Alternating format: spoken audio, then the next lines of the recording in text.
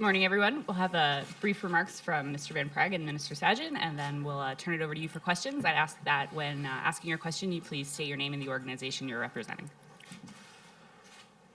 Good morning. Thank you for coming to the closing news conference. We have had an incredibly important and, as a result of the conversations and the people who attended, successful 3 days here in Halifax. We had a record number of participants from 70 countries, proving once again why Halifax International Security Forum is a must-attend event for democratic nations around the world. Our conversations were topical, engaging, and more often than not, pretty frank.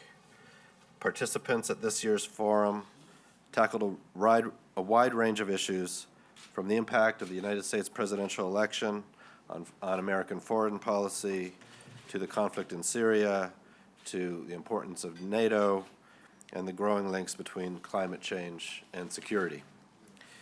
Thanks to social media, we were able to reach a much larger public audience than we have in the past. Our sessions were live streamed around the world, and viewers from countries such as Turkey, Japan, and Nigeria engaged in the conversation. All of this would not have been possible without our many participants who traveled so far to be here in Halifax, and none of this would have been possible without the terrific hospitality of the people of Halifax. This great historic port city provides an ideal background for discussions of defense and security. Most importantly, I want to thank the Government of Canada and its Minister of National Defense, Minister Sajjan, for your continued support. It makes all the difference. Thank you. Great. Thank you, Peter. First of all, I want to congratulate you and your phenomenal team to put on a world-class event like this. One, I think we can say that this forum is timely again to have a discussion, not withstanding all the security challenges that we face around the world, but also the events that also take place. And even with the U.S. election happening now, we had the largest U.S. bipartisan CODEL attend, and that was very impressive to see. Other ministers who haven't been here in the past, and some who weren't able to make it last year, attended this year. And others who would have been here as well if it wasn't for some of the work they had to do back in their home countries. Just goes to show how the caliber of a conference this is. And I think the reason for it, it's not just an opportunity to network. The conversations that we have here, the topics are very lively, they're very frank, as you stated, and it stimulates a dialogue where you can have a very frank conversation and bring up new ideas, new innovative ideas for the challenges that we face. Because we, as a collective communities of democratic nations, need to reduce conflict in the world, because as Minister of National Defense, otherwise we send troops into harm's way. They're ready for the call. But we need to do more in conflict prevention. And I was very impressed with the discussions that we had, and especially the ministerial breakfast that I was able to host on peace operations as well. So thank you very much for this opportunity. Thank you, Minister. And with that, we'll now take your questions. Microphone will be brought over. Steve Chase with the Globe and Mail. Minister, good morning. Good morning, Mr. Prawn. I wanted to ask you about peacekeeping, because obviously it's a major focus of the Government of Canada. And as we look forward to the decisions you're going to take, I wanted to ask you what we know so far about the peacekeeping mission. You have dribbed and drabbed out various elements of it over the past few weeks. You've talked about, I believe, a 3-year commitment. You spent a lot of time in Africa, obviously, researching this. And, I think many people would be surprised if we didn't end up in Mali. I know you haven't announced anything yet, but can you tell me why we'd even consider going to Mali when it's one of the most dangerous areas in peacekeeping right now? And could you review what we already know about the peacekeeping mission? Thank you. As you know, it's very important for me to get all the facts, making sure that Minister Dion and Mr. Bebo and Minister Goodale get their facts as well, because to make a comprehensive approach, you need to get the facts from different perspectives, and to also allow the military, General Vance, opportunity to do their planning and get the military advice. You need to look at factors if you want to have a meaningful contribution. And I've said this even last year when we were talking about our mission for Iraq, Op Impact, which is we just don't want to say we want to do something and offer our resources. Because one, there is risk, and you're putting troops into harm's way, whether it's in Iraq, whether even for exercises that we send for NATO and enhanced foreign presence, and especially for peace operations. I've always said there's significant risk in peace operations, and this is not the peacekeeping of the past. Every place that I've visited has pros and cons. We need to make sure that the conditions are right in various areas. In the DRC, there's challenges, there's positive aspects. There's also in East Africa, Mali in particular, has challenges as well. It is, a lot of peacekeepers have been killed. But the thing is, we have to look at, regardless of the risk and the country that we go into, it's how we mitigate that risk. How do we analyze that risk, and what we do is extremely important to that. But at the end of the day, we got to make sure, that's one factor we look at. Are we going to be able to have a meaningful contribution that Canada's input can actually help that nation and help that region reduce its conflict and get back to normality? When do you expect a follow-up question? When do you expect a final decision? I mean, we're already hearing reports out of the military that it's Mali, and everyone's expecting it to be Mali. When do you expect to announce a location or a Well, the deployment? decisions on where we're going and how we're going to do it, and especially why we're going to do it, we will do it by the goal is to have it by the end of this year. I have a lot of information on this, and we need to make sure that it is synchronized well, making sure that we have the right programming in terms of from the development side, and that coordination, a comprehensive approach. It does take effort to put it together. Otherwise, it's not going to work. We're trying to demonstrate to other nations, a whole of government, a comprehensive approach, that it can work and it needs to work.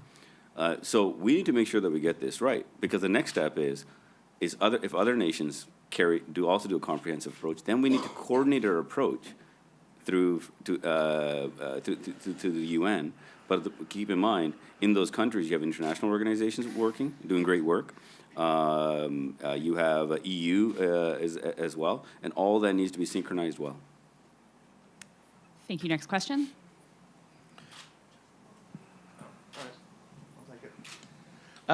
Minister, can I ask you, we've heard the next head of the CIA basically say that he's a big proponent of waterboarding. We've seen certainly certain states around the world retain their commitment to basically methods that we consider torture. You manage an intelligence service, and Canada currently has ambiguous laws when it comes to, depending on who you're asking, has ambiguous laws based on using intelligence obtained via torture. As Minister of Defense and head of CSE, how are you going to make sure that we're not using intelligence products that have been obtained via torture? I just want to be very clear. Our government, the importance of human rights, the importance of international law, that we will abide by it, and all our security forces and intelligence agency will do the same. If one of your major partners is using, and had been using throughout much of the last decade, begins again using a method that we consider torture, what would Canada's next steps be? I'm not going to get into the hypotheticals of what other nations, what they will or will not do. I can tell you what Canada definitely will not do. We will not be getting involved in anything like that. And what we will do is always follow our laws, the international laws, and respect human rights. Thank you.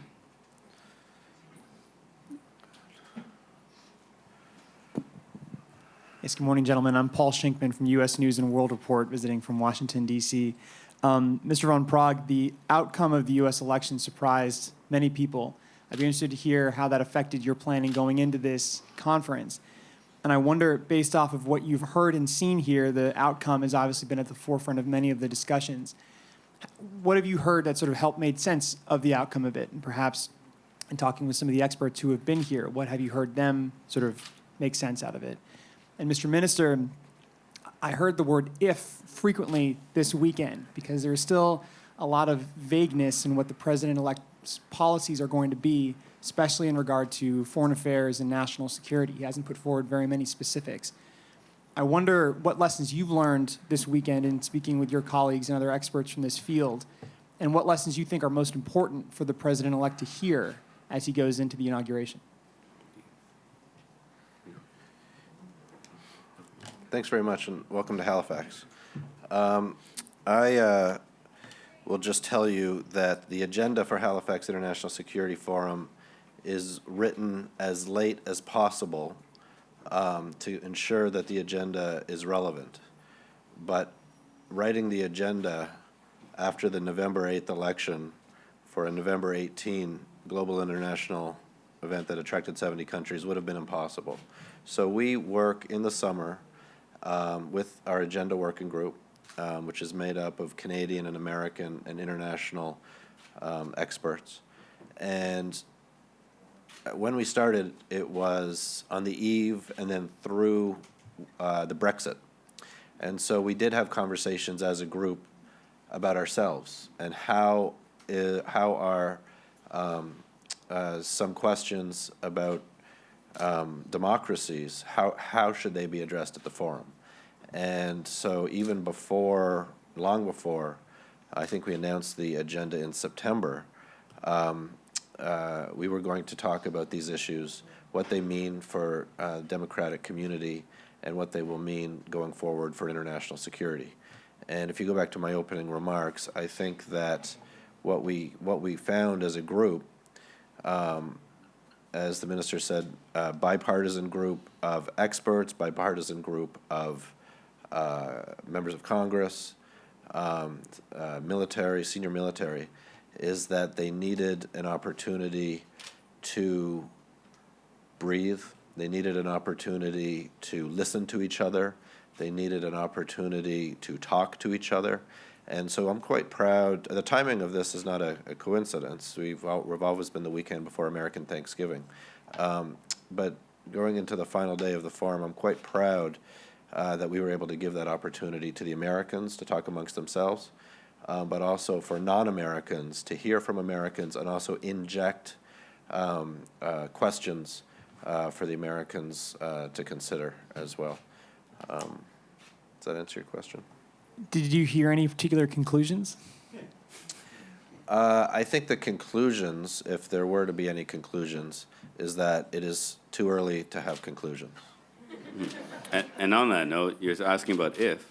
If is the reality. President-elect Trump is putting his team together, and once that team is placed, once the inauguration has taken place, discussions will start, and then we'll have a much better understanding, and we can start the communication.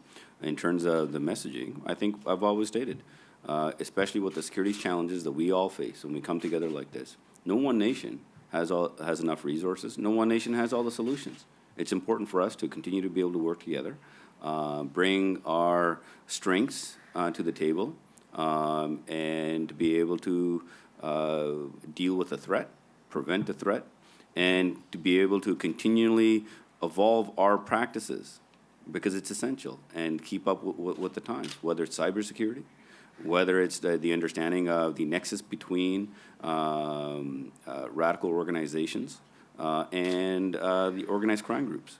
Because sometimes you don't know what, it depends on the time of the day when they work together. All of these things are extremely important, and no one nation has all the answers. And that's why Canada believes in multilateralism, whether it's a coalition fighting Daesh in Iraq, the importance of NATO, and the importance of the United Nations doing peace operations, which is conflict prevention, and trying to reduce some of the youth being sucked into those radical groups that are feeding into the other fight. It's all interrelated. No, these things are not done in isolation. And just to follow up, Mr. Minister, do you know Jim Mattis, and what would you think about working with him as Defense Secretary? I don't personally know him. Anybody who's served in the military obviously has tremendous experience in service, just like our generals do. And I have, like I said, a really solid relationship with Secretary of Defense Ash Carter, and I'll be able to look forward to building a solid relationship with the new Secretary of Defense, whoever he or she may be. Thank you. We have time for one final question.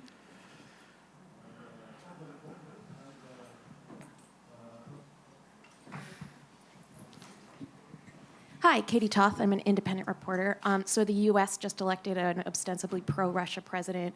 Moldova ostensibly elected a nominally pro-Russia president. How is this going to affect Canada's involvement in Ukraine? The premise of your questions, I'm not sure if I agree with that. JEDLA will allow President-elect Trump to put his team together and move forward, but Canadian viewpoints do not change. We have exercised and shown where Canada wants to go. Our support to the Ukraine remains strong, and it will always be strong. We have troops who are doing tremendous training work there right now. We signed a free trade agreement.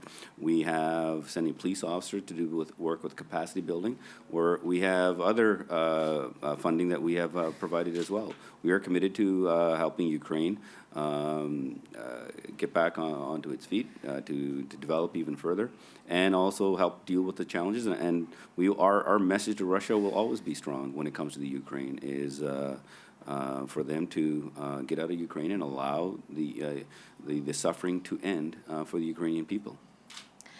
Follow-up, you mentioned that we will not be using torture, but if we're using material obtained through torture, isn't that just kind of threading the needle? I've never said we want to use any material that Canada will not be using information that has been obtained by torture. Okay. Thank you so much. We appreciate the time that you've taken to spend with us this morning. Okay. Oh, before we go, I have to do something for Peter here. I know it's not a question, so you're not allowed to ask any more questions. By the way, you got 4 questions. I know that, okay? From 2. just so in case you guys weren't wondering, I keep a close eye on things. And I just wanted to say thank you to Peter. I just got my my Minister of Defense coin made. And I always talk about how important it is for us to look at the challenges, the security challenges. Because if we don't look at conflict prevention and deal with this, we have to send our men and women into harm's way. And so on the back of the coin is our National War Memorial. It's a constant reminder for me and the message. There is no, I think, better message to send to anybody, and no better symbolism to have on a coin. And on that note, Peter, thank you very much for your wonderful work. This is my second year only, and it's always a privilege for me to be here because it increases my knowledge base. And so thank you for you and your team. Thank you. Thank you.